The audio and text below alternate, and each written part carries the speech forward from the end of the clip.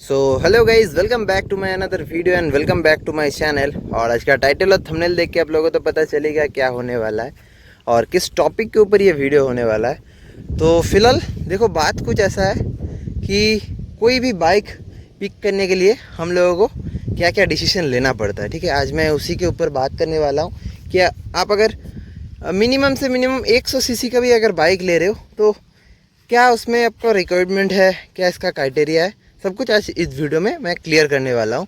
और मतलब कुछ रीज़न होता है वो बाइक को लेने के लिए, तो वही कुछ रीज़न आप लोगों के साथ आज मैं डिस्कस करने वाला हूँ। तो ऑल अबाउट स्टार्ट करते हैं हम लोग MT-15 से कि मैंने MT-15 क्यों लिया। ठीक है, इस सेगमेंट में सबसे महंगी बाइक ये है और मतलब ये 2,10,15,000 में आप लोगों को और भी काफ़ी सारा बाइक देखने को मिल जाएगा। ठीक है, 200 भी मिल जाएगा, 160 भी मिल जाएगा, 180 भी मिल जाएगा।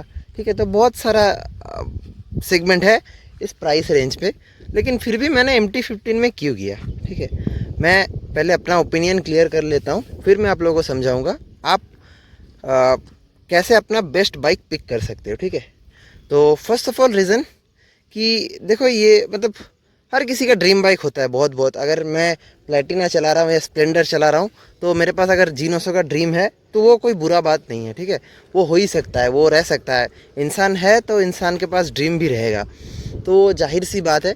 पर देखो, मैं पहले पल्सर 125 चलाता था, वो उसमें कुछ रीज़न मतलब प्रॉब्लम आया, तो उस रीज़न से मैंने उस बाइक को फिर से सेल कर दिया। ठीक है, तो वो सेल करने के बाद अब देखो, पैसा अगर और भी लगा रहे हैं तो कुछ अच्छा अपग्रेड करते हैं, क्योंकि 125 सीसी में चलाया हूँ।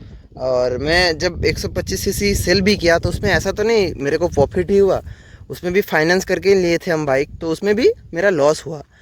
अब फिर मैं उसके बाद नहीं चाहता था कि फिर से मेरा और कोई दूसरा बाइक में लेके वो रिग्रेट रह जाए कि सेकंड टाइम बाइक लिया लेकिन अपना मैं ड्रीम बाइक नहीं ले पाया। ड्रीम बाइक अगर मेरे पास हैसियत है उसको लेने के लिए तो मैंने वही कोशिश किया। ठीक है, अब मुद्दे की बात आता हूँ कि ऐसा नहीं कि मैं G900 ले लेता फाइनेंस करके, क्योंकि वो भी तो मेरा ड्रीम बाइक है। ऐसा कुछ नहीं कि S1000RR ले लेता, ऐसा कुछ बात नहीं है इसमें। और बाकियों में मैं फ़र्क बता देता हूँ। देखो, मैं अगर NS200 लेता, ठीक है, उसमें माइलेज मेरे को कितना मिलता, 35, 37 या 40, इससे ज़्यादा तो नहीं। भाई ये 50 का माइलेज दे देता है। ठीक है, ये 50 का माइलेज निकाल देता है। देखो, हो सकता है मैं कुछ गलत भी बोल जाऊं, लेकिन मैं अपना ओपिनियन आप लोगों के साथ शेयर कर रहा हूं। और दूसरा चीज़, इसका लुक, आप एक बार वॉक अराउंड देख लो। मतलब 160 सीसी के अंदर कोई भी ऐसा बाइक नहीं है जो आपको ये लुक प्रोवाइड कर देगा। ठीक है, और रुको मैं कंप्लीट करता हूँ वॉक अराउंड, फिर मैं आता हूँ तीसरे पॉइंट पे। ठीक है, तो ये रहा इसका कुछ वॉक अराउंड, आप लोग देख लिए। अब मैं आता हूँ इसका तीसरे पॉजिटिव पॉइंट पे। भाई, इसका जो परफॉर्मेंस है, जापानीज़ टेक्नोलॉजी का इंजन का जो परफॉर्मेंस है, वो मतलब कोई नहीं दे पाता है। बजाज नहीं, KTM वगैरह तो थोड़ा और चलो एक्सपेंसिव हो गया, लेकिन इस सेगमेंट में 160 सेगमेंट में कोई नहीं दे पाता। ठीक है, कोई नहीं दे पाता। NS वगैरह कुछ भी बात कर लो, आप लोगों को ये परफॉर्मेंस नहीं मिलेगा। ठीक है, फिर ऊपर हो गया इसका माइलेज, फिर हो गया इसका लुक। अब क्या चाहिए बताओ, लुक, परफॉर्मेंस, माइलेज, तीनों चीज़ मिल रहा है मेरे पास। अगर मैं ले लेता NS200, भाई सोचो मेरे को 40 का माइलेज मिलता, 10 किलोमीटर 1 लीटर में। सोच रहे हो, यहाँ मैं 12,000 किलोमीटर चला चुका हूँ, तो ऑलमोस्ट मेरे को बहुत मोटा खर्चा आ जाता फ्यूल में भी। ठीक है, तो मैं ले सकता था NS भी। और N160 भी है, उसमें भी माइलेज मिल जाता है लगभग ऐसा ही 45, 40 ऐसा मिल जाता है। मैं बुरा नहीं कर रहा हूँ उसको, लेकिन देखो कहीं ना कहीं बजाज के इंजन के ऊपर मेरा वो शख्स तो है। ठीक है, और मैं जिस टाइम ये बाइक लिया था वो था इसका ट्रायल फेज़ में N160। तो सोच सकते हो फर्स्ट फेज़ का बाइक लेना कितना ज़्यादा मतलब टफ डिसीजन होता है। मेरा पल्सर फर्स्ट फेज़ का ही था जब कार्बन फाइबर वाला मॉडल आया था। FI फर्स्ट BS6 जब लॉन्च किया तब मैं लिया था। तो भाई फर्स्ट मॉडल लेने के लिए ही मेरे को वो नुकसान हुआ था कि मैं वो उसको फिर से सेल कर दिया। तो अब आते हैं इसका ब्रेक और टायर के। ठीक है, सामने में आपको बाइब्री का ब्रेक कैलिपर देखने मिल जाएगा। ठीक, और पीछे भाई निसिन का ब्रेक कैलिपर देखने को मिलेगा आप लोगों को। As you can see, Nissin का ब्रेक कैलिपर भाई स्पोर्ट्स बाइक में मिलता है, ठीक है, हर बाइक में नहीं मिलता है। तो ये हो गया इसका ब्रेकिंग, और मैं चला रहा हूँ, जब 12,000 किलोमीटर चला चुका हूँ, नो डाउटली ब्रेकिंग बहुत अच्छा है, ठीक है। और फिर आ जाते 140 टायर सेक्शन। कोई भी बाइक आप उठा के देख लो जिसमें आप लोगों को 140 सेक्शन का टायर मिल जाए, ठीक है, नहीं मिलता है। ऊपर से रेडियल तो बिल्कुल भी नहीं, ये रेडियल है, नॉर्मल नहीं है। तो रेडियल होने की वजह से बहुत ही ज़्यादा स्टेबिलिटी हाईवेज़ में ये प्रोवाइड करता है मेरे को। और ऊपर से इजी टू राइड तो है ही, मतलब वो छोटा मोटा चीज़ अब क्या आप लोगों के साथ डिस्कस करूं। तो इजी टू राइड है, ट्रैफिक में कोई मतलब प्रॉब्लम नहीं है, लाइट वेट है, तो दिक्कत नहीं आता है भाई, ठीक है। ये हो गया मेरा ओपिनियन कि क्यों मैंने MT-15 लिया। अब बताता हूँ, आप अगर कोई बाइक पिक करते हो आपको क्या देखना चाहिए, ठीक है। तो फर्स्ट ऑफ ऑल आपका डिसाइड करता है ये सब कुछ आपका बजट, ठीक है। अगर आपका बजट 4 लाख है तो आप 2 लाख में तो नहीं रहोगे, है ना। आप MT थोड़ी चलाओगे, आपके पास अगर बजट 4 लाख है तो सब कुछ आप लोगों का डिपेंड करता है बजट के ऊपर। लेकिन फिर भी मैं अगर बात करूं कि आपको क्या क्या देखना चाहिए एक बाइक में वो लेने के लिए, सबसे पहले उसका इंजन रिलायबिलिटी देख लो। क्योंकि देखो भाई, आप एक अगर अच्छा बाइक ले रहे हो, ऐसा तो नहीं 2 साल चला के उसको बेच दोगे या 3 साल चला के बेच दोगे, ऐसा नहीं है। आपको उसको चलाना भी है, लंबा सा चलाना है, ठीक है, ये पॉइंट हो गया।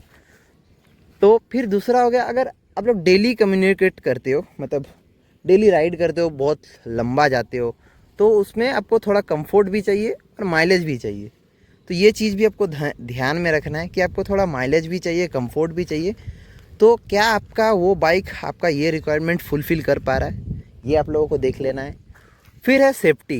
देखो अभी के जैसे अगर आप रफ़ नहीं चलाते हो, आप अगर बहुत स्लो चलाते हो, देन ठीक है सिंगल डिस्क या ABS, ठीक है। लेकिन अभी जैसा टाइम चल रहा है, dual disc dual channel ABS होना ज़रूरी है, ठीक है। जैसे कंडीशन आता है और रोड में जैसा चलाता है बाकी सब बाइक्स, हो सकता है आप बहुत अच्छा चलाते हो, आप बहुत केयरफुली होकर बाइक चलाते हो, लेकिन आपका ऑपोजिट में जो है या आपका सामने जो है वो भी वही आपके जैसा मैच्योर ड्राइवर होगा, ऐसा तो नहीं है ना। वो हो सकता है इमेच्योर है, तो बहुत सारा कंडीशन आता है। तो ब्रेक आपका वो होना चाहिए, ठीक है। ब्रेक हो गया, परफॉर्मेंस हो गया, माइलेज हो गया, ये सब होना चाहिए। और ये बात मतलब देखो, अगर आप टूरिंग वगैरह करना चाहते हो तो फिर उसमें आप लोगों को देखना है सस्पेंशन, ब्रेकिंग, आपका सीट पोजीशन।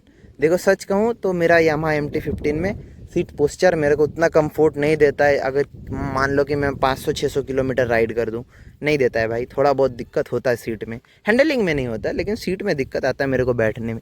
तो ये सब छोटा मोटा चीज़ आप लोगों को देखना पड़ेगा। और आपका रिक्वायरमेंट आपका बाइक फुलफ़िल कर पा रहा है कि नहीं। ऐसा नहीं कि शो ऑफ में ले लो, हवाबाजी कर लेंगे लेके, ऐसा नहीं है। अगर आपका रिक्वायरमेंट फुलफ़िल कर पा रहा है, आपका बजट अगर अलाउ कर रहा है आपका वो बाइक, तो आप लोग डेफिनेटली जा सकते हो उस बाइक के साथ। बाकी अपना प्यारी का बात करें तो कितना प्यारा लगता है ना। तो व्हाटएवर, तो ये सब कुछ चीज़ आप लोगों को ध्यान रखना है जब आप बाइक ले रहे हो। मैं देखो जब पल्सर 125 लिया था, वो फैमिली बाइक था, मेरा फर्स्ट बाइक था फैमिली में, ठीक है।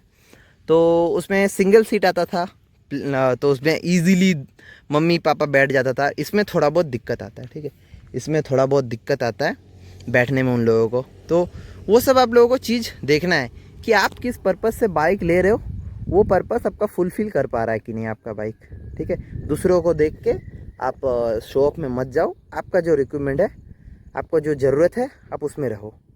फिर अगर कहीं मन किया कि अपग्रेड करेंगे, अब मेरा इससे काम हो रहा है तो अब थोड़ा अपने ऊपर ध्यान देते हैं कि खुद लेंगे, अपना शौक़ पूरा करेंगे, then you can go for it. लेकिन आप लोगों को ये पहले ध्यान रखना है कि आपका बजट क्या है और आपका क्या ज़रूरत है उस बाइक से, क्या लेना देना है, उस बाइक को आप कितना चला रहे हो। अगर थोड़ा बहुत राइड करते हो तो देन ओके। अगर आप लोग बहुत ज़्यादा दिन में राइड करते हो, देन आप लोगों को थोड़ा सोचना पड़ेगा। तो यही था आज का डिस्कशन आप लोगों के साथ। और कैसा लगा ये वीडियो कमेंट में बता देना।